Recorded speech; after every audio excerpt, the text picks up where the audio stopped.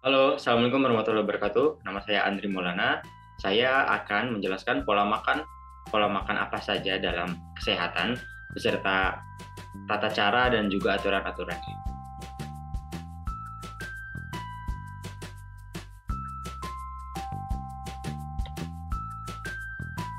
Baik, sebelumnya dalam pola makan, itu kita bisa sebut dengan diet atau mengatur makan kita untuk mencapai pola hidup yang sehat. Maka disebutlah pola makan atau diet itu. Oke, langsung saja ke pola makan yang pertama, yaitu kategonik atau diet kategonik.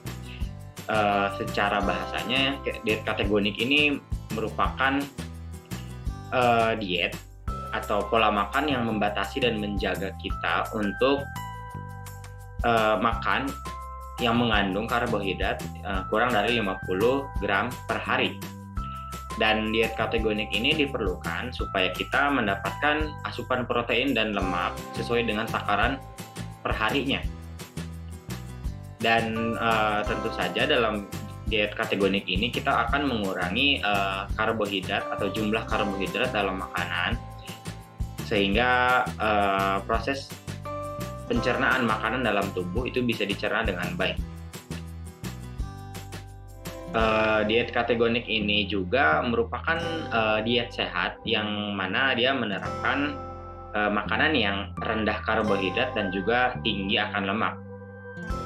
Bahkan menurut studinya, kategonik diet ini dia itu membagi jumlah makronutrien dalam pola makan diet keto, yaitu sekitar 55 sampai juga 60% lemak. Dan 30-35% lemak, begitupun 5-10% karbohidrat. Nah, tentunya guna mencapai diet kategonik ini, kita ada aturan-aturan atau ada anjuran yang harus dilaksanakan. Dan tentunya ada juga makanan yang disajikan dalam diet kategonik. Pertama mungkin ada daging mentah gitu kan, seperti sosis, ayam, dan kalkun. Mohon maaf, maksudnya daging merah. Tentunya selanjutnya juga ada ikan berlemak. Ikan berlemak itu bisa kita kategorikan, contohnya adalah ikan kembung, ikan tuna, ikan sarden, dan juga ikan salmon. Telur, mentega, kacang-kacangan, dan biji-bijian itu yang memperoleh serat ya, dan itu jelas serat itu sangat dibutuhkan dalam pencernaan agar pencernaan lancar dan juga pengurangan karbohidrat bisa lebih ditakar lagi. Dan masih banyak lagi tentunya. Adapun manfaat dari diet kategonik ini, pertama ada menurunkan berat badan. Tentunya buat mencapai badan yang ideal kita harus melakukan pola makan yang sehat juga, yaitu contohnya dengan pola makan atau diet ketogenik ini.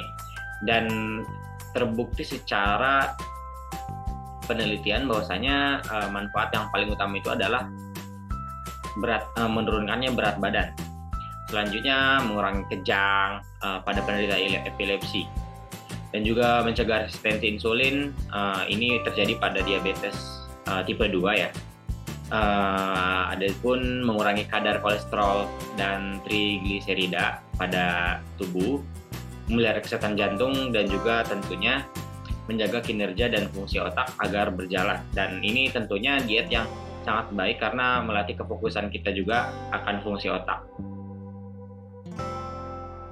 Oke, selanjutnya pola makan food combining atau diet food combining. Pada dasarnya food combining ini adalah pola makan yang menyatukan beberapa atau mengkombinasikan beberapa dua atau lebih makanan yang bernutrisi dan dijadikan dengan tepat, dan tujuannya adalah mengatur pola makan dalam kesehatan.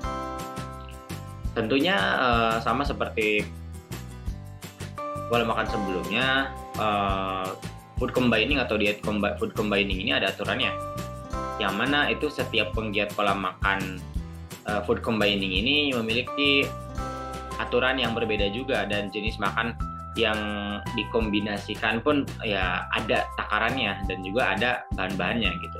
Namun secara prinsip juga, umumnya secara prinsip food combining ini satu ya aturannya itu tidak mengkombinasikan karbohidrat dan juga protein, karena telah kita sebutkan bahwasanya karbohidrat adalah salah satu yang menghambat kita dalam aturan diet dan pola makan. Dan ketika digabungkan dengan protein, hal ini jelas tidak simbiosis dan sangat merusak pola makannya. Maka lebih baiknya jika proteinnya saja yang dimasukkan atau yang kita makan. Dan juga aturan selanjutnya ada tidak menggabungkan karbohidrat dengan makanan-makanan yang asam.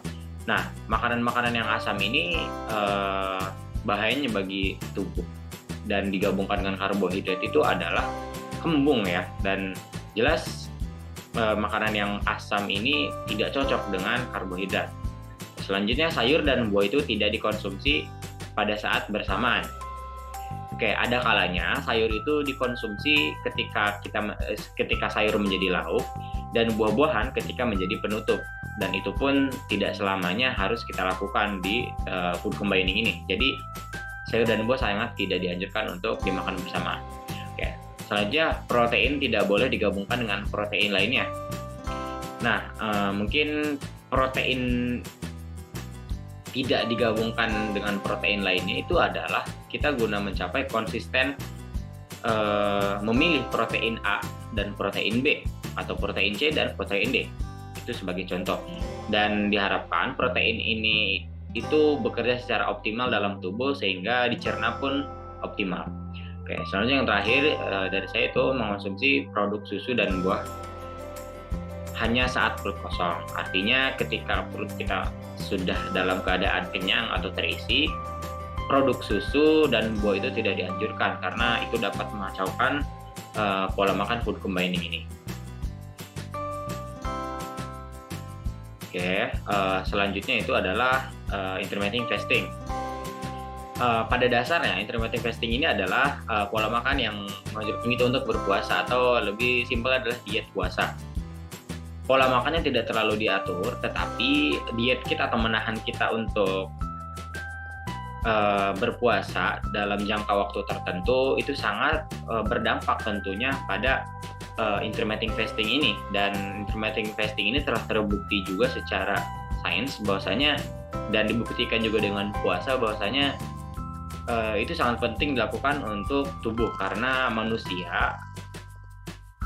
hidup terutama manusia itu memiliki jangka waktu dalam mengolah makanan, dan itu jika kita atur waktunya maka intermittent fasting ini menjadi suatu hal yang unggul.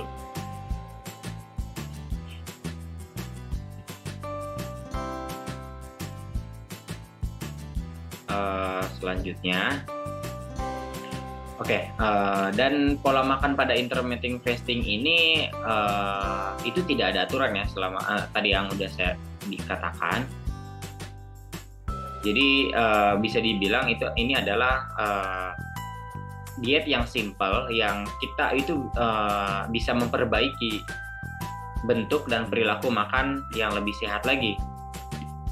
Nah, tentunya banyak sekali metode-metodenya untuk dapat melakukan pola makan ini.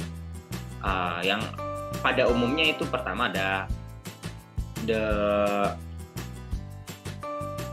19/8 method, yaitu membagi 16 jam waktu berpuasa dan 8 jam waktu mengonsumsi makanan.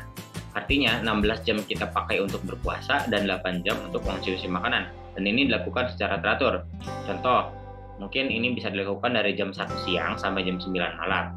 Dan dilanjutkan berpuasa sampai 16 jam kemudian. Artinya ketika kita sudah makan, itu artinya kita sudah sahur. Dan ketika sudah sahur, maka diberhentikanlah makan sampai 16 jam ke depan, dan baru dimulai lagi di jam seterusnya. Kemudian metode selanjutnya ada eat stop eat, dan ini pola makan ini mengharuskan kita untuk mengonsumsi makanan 24 jam dalam beberapa hari per minggu gitu. Dan ya dilakukannya secara makan berhenti makan, dan ini secara teratur.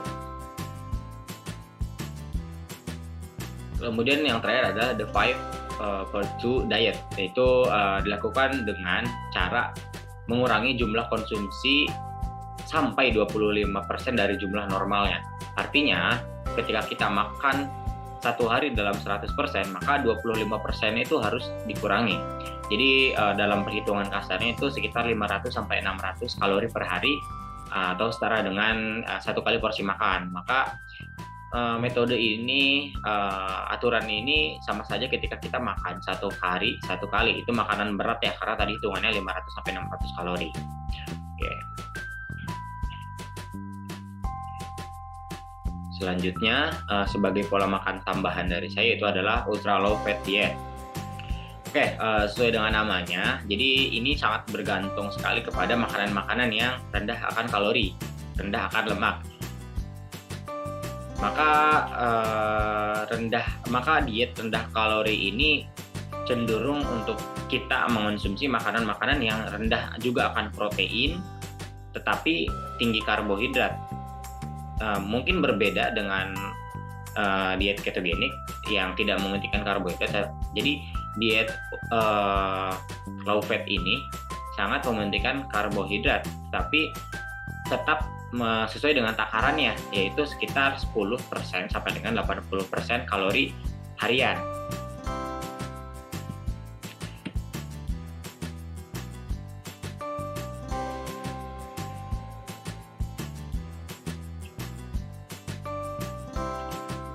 Sebenarnya diet ini tuh sebenarnya banyak pro dan kontra, karena ini ada diskriminasi antara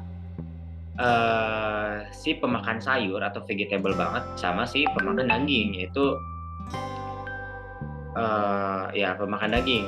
Tetapi pada dasarnya saya mencoba membagi manfaatnya saja, yaitu menurunkan pertama protein itu dihasilkan ya, perbanyak sekali protein yang reaktif dihasilkan oleh ultra low fat diet ini, dan juga dan ini diasumsikan sebagai penanda peradangan protein C reaktif ini ya.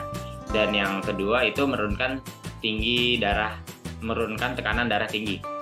Oke, mungkin jadi bisa kita simpulkan ultra low fat diet ini tidak mengarah kepada penurunan berat badan dari karbohidrat, tetapi kita mengambil pola hidup sehat yang jauh dari kata penyakit. Maka ultra low fat diet ini sangat penting bagi